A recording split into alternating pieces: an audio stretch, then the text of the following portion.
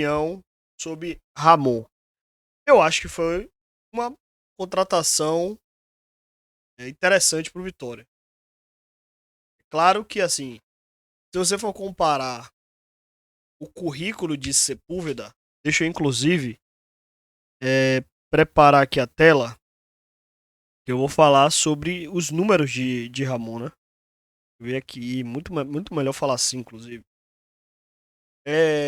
Claro que se você for comparar a carreira de Sepúlveda com a de Ramon, você vai, obviamente, reclamar do nível, do momento atual dos dois jogadores, né? Só que assim, o Ramon tem 24 anos, o Sepúlveda tinha 26. Sepúlveda vinha jogando e Ramon era reserva. Só que Ramon era reserva de um lateral esquerdo que hoje é top 5 do Brasil, que é o Bernabei. Se não for top 3, né? Mas enfim, vamos botar top 5. Então ele é o reserva de um lateral consagrado. O que é que acontece com o Ramon? O que é que eu acho que isso pode ajudar o Vitória? Ele pode se ajudar no Vitória. Ramon precisa de ritmo de jogo. Ramon precisa jogar. Fica muito claro isso na própria carreira dele. Vamos olhar a carreira de Ramon? No Internacional.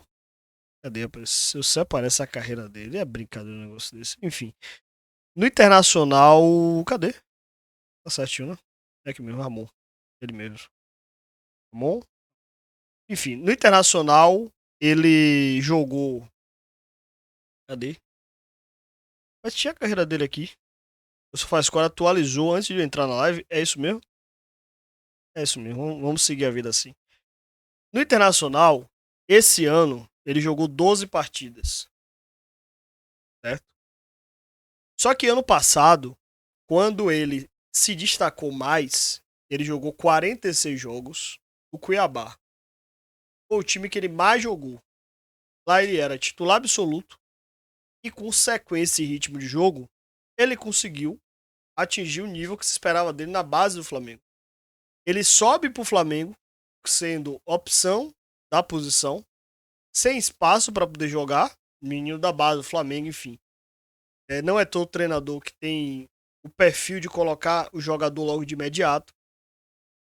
Depois, ele foi emprestado por Red Bull, volta para o Flamengo, é vendido para o Olympiacos, roda Olympiacos, espanhol. Aí ele emprestado pelo Cuiabá no passado, foram 46 jogos, 2 gols e 4 assistências. E aí ele vai para o Internacional.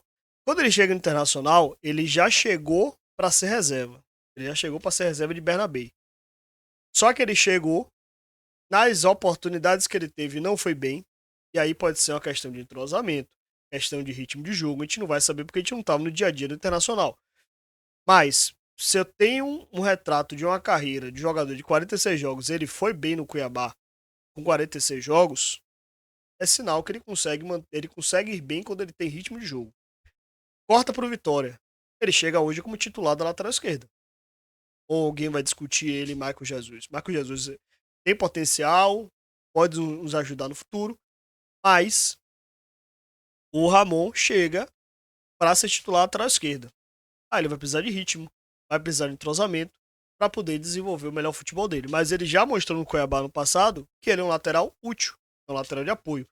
Jogador forte, jovem, 1,79m, 77 kg. Então acho que dentro daquilo que o Vitória procurava para o mercado, eu acho que Ramon é uma opção viável, certo? Eu acho que é uma opção interessante. É claro que assim, a matéria do GE falando que Roger estava querendo recuperar o cara, que ele no jogo contra o Vitória, o Bernabé não jogou, Roger preferiu colocar Vitor Gabriel, que na base a origem dele era lateral esquerdo, subiu para profissional como zagueiro, na base do esporte já era lateral esquerdo, foi para o Internacional como lateral esquerdo, na base do Internacional passou para zagueiro, subiu como zagueiro e foi utilizar a lateral esquerda. E quando precisou mudar, o Roger preferiu colocar um lateral direito na esquerda ao utilizar Ramon. É claro que o torcedor vai olhar assim e vai dizer, mas pô, Ítalo, mas como é que eu vou acreditar que um lateral esquerdo, que é reserva, terceira opção da terceira ou quarta opção da lateral esquerda internacional, pode chegar aqui no Vitória e ser titular? Eu tô me apegando nas características do jogador e pelo ano passado dele como titular do Cuiabá, jogando Série A. Aí você vai dizer, mas pô, então, o Cuiabá foi rebaixado. Sim, mas ele mesmo sendo rebaixado, ele foi um jogador de destaque. Se bem me lembro, se bem me lembro, o Internacional comprou ele por 1,8 milhões de euros. Se bem me lembro. Se eu tô correto, foi isso. Ou foi 1,5, não lembro. Mas ele chega no Vitória com a opção de compra de 1,5 milhão. É caro? Sim. Significa que o Vitória, no final das contas, vai acionar essa cláusula? Talvez não. Mas eu acho que dentro das opções que o Vitória tinha no mercado, e era assim, era um reserva de Série A ou um titular de Série B que não tinha muita quilometragem. Eu vou falar o nome. Então, entre os dois, se avaliou que em termos de perfil, Ramon era mais interessante do que o outro jogador. Então, o jogador chega, eu só não cravo que está 100% fechado, porque sabemos bem como são as coisas no Vitória. Mas o jogador está programado a chegada dele na segunda-feira para realizar exames, assinar contrato, enfim, passar por todo esse trâmite. É bem provável, ele vinha jogando, vinha treinando, então é bem provável que no jogo do São Paulo ele já esteja disponível para a lateral esquerda e, a se pá, vai inclusive ser titular. Mas eu acho que Ramon é uma opção viável, acho que é uma pessoa interessante para o Vitória. E vamos ver o desenvolvimento dele em campo.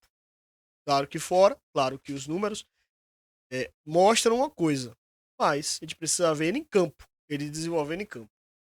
Ponto. Essa é a minha opinião sobre o jogador. Olhando agora para o viés da torcida, que eu acho que é muito justo nessa avaliação. É óbvio que o torcedor vai ficar com o pé atrás. Por que vai ficar com o pé atrás? Porque viu o Vitória especulando, negociando com o lateral esquerdo que era titular da seleção, titular não, que era convocado da seleção chilena, foi reserva nas últimas eliminatórias, um jogador que era titular absoluto da Universidade do Chile para contratar um terceiro reserva do Internacional. É óbvio que o torcedor vai ficar com o pé atrás, vai reclamar, vai pegar todo o conjunto de informação que ele tiver e hoje é muito fácil, basta botar no Google lá Ramon Internacional, você vai ter todas as matérias sobre ele. E vai ficar com o pé atrás, vai dizer, mas pô, então, será que o reserva internacional vai nos ajudar? Aí eu volto à história do ritmo de jogo. E vamos lembrar que não faz muito tempo que o Vitória contratou Lucas Esteves, que era não vinha uma boa temporada do Fortaleza, jogou a Série B pelo Atlético de Goiás, chegou aqui, ritmo de jogo, condição para poder jogar, se destacou. Gemerson era reserva do Curitiba numa Série B, tinha acabado de perder espaço, estava perdendo espaço na verdade. Jogador que era criticado na torcida do Curitiba, ele saiu de lá, a torcida do Curitiba agradecendo por Vitória ter negociado, chegou aqui, teve ritmo de jogo, teve espaço para poder jogar, ganhou a titularidade e virou titular absoluto. Então a gente já viu dezenas de exemplos positivos, mais positivos do que negativos, de jogadores que chegaram aqui criticados, reclamados, mas que chegou aqui num curto espaço de tempo ajudou. O próprio ano passado foi assim. Né? Se a gente pegar Neres, por exemplo, que era um zagueiro que a torcida do Cruzeiro reclamou, criticou, falou, agradeceu o Vitória por ter contratado o jogador e chegou aqui no passado e ajudou. O próprio Machado chegou aqui em um determinado momento e ajudou. Então acho que dá pra gente dar esse voto de confiança no Ramon, esperar ele chegar, se desenvolver, jogar, ver ele com ritmo de jogo, com condição de jogar, ele se adaptando ao esquema, trabalhando para ver a condição que ele vai chegar. Mas de antemão, hoje, com as informações prévias que eu tenho, me parece que é uma opção válida para aquilo que o Vitória quer de termos de mercado. Dito isso, vamos pegar. Pior que ele acabou jogando pouco, né? A gente vai pegar sempre um retrato pequeno, né? Mas vamos pegar os 3 últimos jogos dele somente para ver os números, certo? Resolvi atualizar justamente agora. Tá de brincadeira com minha cara. Agora que atualiza o histórico. Brincadeira um negócio desse. Mas ok, só faz escolha. 1-0 pra você. No Internacional, esse ano, foram 12 jogos, 534 minutos. Número médio, nota média, né? De 6,78, mas assim, eu não considero muito isso aqui. No Cuiabá, foi justamente o que eu falei. Foram 36 jogos, falei 46, mas foram 36. 46, considerando o campeonato estadual. Considerando o Campeonato Brasileiro, foram Campeonato Brasileiro, Sul-Americano e Copa do Brasil. Foram 36 jogos, 2 gols e 2 assistências. No Campeonato Brasileiro foram 30 jogos, 2 gols e 1 assistência, média de 6,92. Na passagem dele pela Europa foram 16 jogos nas 2 temporadas, 13 jogos na segunda Liga Espanhola. Aí você vê os outros, ele segue mais ou menos o mesmo perfil. O ano que ele mais jogou emprestado, foi no Bragantino em 2022. 19 jogos, 950 minutos, 15 jogando o Campeonato Brasileiro e 4 jogando Libertadores, certo? Vamos ver os jogos dele no Campeonato Brasileiro. Pegar os três, na verdade, pegar os 3 últimos, né? E depois a gente vai ver mais algumas estatísticas, certo? Primeiro, Bahia Internacional, que ele começou na reserva, inclusive. Bernabé saiu lesionado. Ele entrou durante o jogo, entrou em 65. Teve uma média de 6 pontos. Deixa eu só arrumar aqui o negócio, porque. Deixa eu só arrumar aqui a tela rapidinho para vocês conseguirem ver. Agora vocês vão conseguir ver. Média de 6,66. Jogou 25 minutos. Teve uma interceptação, um drible sofrido, um duelo para cada lado, 4 perdas de bola, passes certos, errou 3, participou de 8, teve 12 ações com a bola e teve 2 passes longos, né? 2 tentativas de passe longo e uma certa.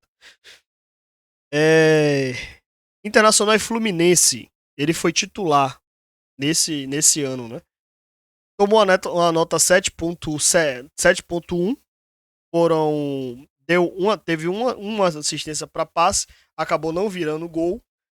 2 cortes, um chute defendido, 3 interceptações, duelos ganhos 3-2, ou seja, uma média bacana. 15 perdas de posse de bola, teve 80 ações com a bola, errou 6 passes, tentou 7 cruzamentos, acertou 2. Uma média para o futebol brasileiro fica na média, né? Em termos de mapa de calor, ele foi basicamente um lateral que, inclusive, um lateral que chegou muito no linha de fundo, utilizou muito corredor. Ou seja, é aquele lateral mais forte, como a gente já falou, de características de ser um lateral mais ofensivo, mais agressivo. Contra o Atlético Mineiro, mais uma vez titular. Dessa vez ele foi substituído aos 50 minutos de jogo. Teve uma média. Não vai me travar agora, né? Teve uma média 6,7. Foi um lateral jogando fora de casa. Um lateral um pouquinho mais contido. Ali mais ou menos da linha média. Ainda assim, criou uma oportunidade de gol. Acabou não sendo assistência efetiva. 3 duelos no chão e um ganho. 29 ações com a bola. Errou 2 passes. Cruzamento, ele não chegou na linha de fundo. Ficou mais retrancado, né? Retraído. Defendeu um pouquinho mais. Teve 4 posses de bola, cometeu 2 faltas e tentou um passe longo e acertou 1. Ações defensivas poucas, né? 2 ações defensivas, uma interceptação e um carrinho. Isso aí ficou ali numa média, na mesma média que ele já vinha trabalhando. O restante do ano, ele acabou sendo reserva. Então, nos últimos jogos, ele foi reserva. Deixa eu pegar aqui. Porra, Internacional e Maracanã é sacanagem botar isso aqui. Vamos pegar a Fortaleza e Internacional, que ele tomou 7, né? Vamos ver aqui a nota dele. Mais uma vez, fazendo corredor. Também fechando um pouquinho mais a linha, mas ocupando sempre parte mais ofensiva, o último terço. Novamente criou mais uma assistência, mas acabou não sendo refletido em gol. Cometeu um erro nesse jogo. Foram 3 cortes, 3 carrinhos, tomou um drible. Duelos ganhos no chão, 8-5, ou seja, foi muito exigido e foi bem. Teve 18 perdas de bola, foi mais exigido, ele acabou cometendo mais erros. 79 ações com a bola, errou 9 passes, cruzamento, tentou 1 e não acertou. Foram tentativas de 4 passes longos. Interessante lateral com muito passe longo, né? Não é geralmente o habitual. Grenal, jogou apenas 9 minutos. Entrou ali no segundo tempo, teve 10 ações com a bola, acertou, errou 2 passes, né? Sempre essa média de errar 2, 3 passes, né? Enfim, poucos duelos, jogou pouco. Nacional e internacional e nacional. Me parece que ele jogou na segunda linha, entrou no lugar de Wesley, por apenas 14 minutos. Novamente, uma assistência criada, ou uma chance pelo menos criada. Dessa vez acertou todos os passes, teve 17 ações com a bola, tentou 3 cruzamentos, aí não acertou nenhum e tentou mais um passe longo, mas ocupando a linha mais ofensiva. Enquanto o Maracanã, que ele foi titular, novamente atuou mais à frente, mais agressivo. Dessa vez não criou nenhuma assistência esperada. Duelos pelo chão, 5 de 2, duelo pelo alto, 4 de 4. Perdeu a bola 16 vezes, me parece uma média jogando o tempo todo. 96 ações com a bola, então participou bastante do jogo. Tentou 11 cruzamentos, acertou 3. Ou seja, não é. Ele tem um percentual muito alto, mas assim, em termos de futebol brasileiro, você não vai pegar um lateral que de 5 acerta 5. É impossível. Você vai pegar lateral que de 5 acerta 1, 2. Então ele acaba ficando na mesma média, né? Passes decisivos, ele fez 5 passes decisivos. Errou 8 passes, 89% de assertividade e criou 2 grandes chances. Teve uma finalização para fora. Ou seja, quando teve campo para poder atacar, ele foi relativamente bem. E para não dizer que tudo são flores, vamos pegar um jogo que ele tirou 6.4 e o Internacional levou 4-0. Ocupou mais uma faixa ali mediana, né? Meio campo. Teve uma chance de gol. Teve mais uma assistência novamente.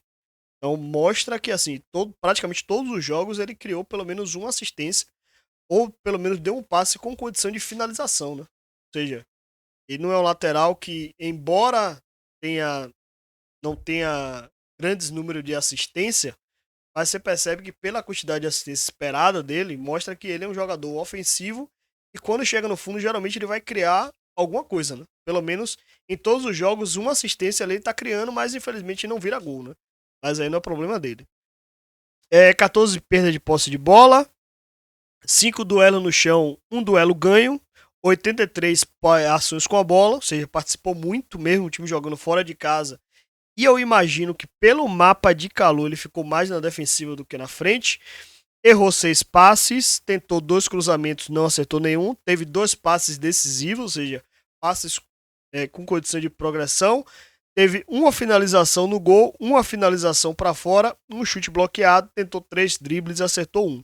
Mostra exatamente aquilo que eu estava falando no começo do comentário, né? Que é um lateral ofensivo, é um lateral que joga na frente, mas que claramente precisa de ritmo de jogo, né? Quando ele teve muito ritmo de jogo, quando ele teve condição de jogar muito, ele conseguiu ir bem.